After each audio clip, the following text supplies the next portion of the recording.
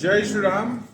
మరి వాళ్ళ supreme court phone tapping కేసులో ఒక కీలకమైన ఆదేశం ఇచ్చింది. ఏంటంటే రేపు జూబ్లీహిల్స్ పోలీస్ స్టేషన్లో ప్రభాకర్ రావు లొంగిపోవాలని చెప్పి ప్రభాకర్ రావుకి ఆదేశాలు జారీ చేసింది సుప్రీంకోర్టు.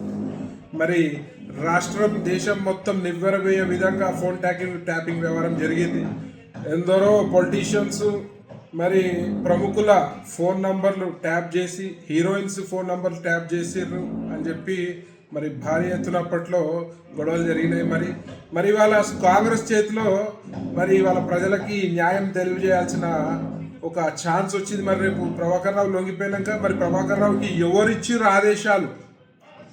మరి ఎక్స్ సీఎం కేసీఆర్ ఇచ్చిండా, కేటీఆర్ ఇచ్చిండా, మరి హరీష్ రావు ఇచ్చిండా, మరి బీఆర్ఎస్ అగ్రనాయకులు ఎవరు ఇచ్చిర్రు మరి తెలుసుకునే అవకాశం క్లియర్గా వచ్చింది. మరి మీకు మరి వాళ్ళ మీరు ఏ ప్యాకేజీలకు అమ్ముడు పోయినరా లేదా అనేది కూడా రేపు ప్రజలు దాన్ని గమనిస్తున్నారు. మరి మీరు ట్రాన్స్పరెన్సీగా మరి ఈ కేసు విచారణ చేసి మరి దీనిపై ఒక కొలిక్కి రావాల్సిన అవసరం ఉంది కాబట్టి ప్రజలకి ఇదంతా నిజ నిజాలు తెలియజేయాల్సిన అవసరం ఉంది కాబట్టి మరి వాళ్ళ రేపు ప్రభాకర్ రావు లొంగిపోయినాక మరి ఏం జరిగింది, ఎవరు ఆదేశాలు జారీ చేసినారు, మరి ఎవరెవరు ఫోన్లు ట్యాపింగ్ అని మరి ప్రభాకర్ రావు చెప్తాడు.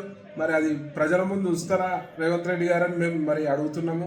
మరి దీనిపై కరెక్ట్గా విచారణ జరిపి మరి ప్రజల ముందు నిజాలు బయట పెట్టాల్సిన అవసరం ఉంది. లేదంటే మాత్రం మీరు ప్యాకేజీలకు అమ్ముడు వేయరని పూర్తిగా మేము విశ్వసిస్తామని చెప్పి ఈ సందర్భంగా తెలియజేస్తూ మరి ఇమీడియట్గా దీనిపై క్లారిటీ ఇవ్వాలి ప్రజలకు అని చెప్పి, తెలంగాణ ప్రజలకు అని చెప్పి ఈ సందర్భంగా తెలియజేస్తూ జై శ్రీరామ్.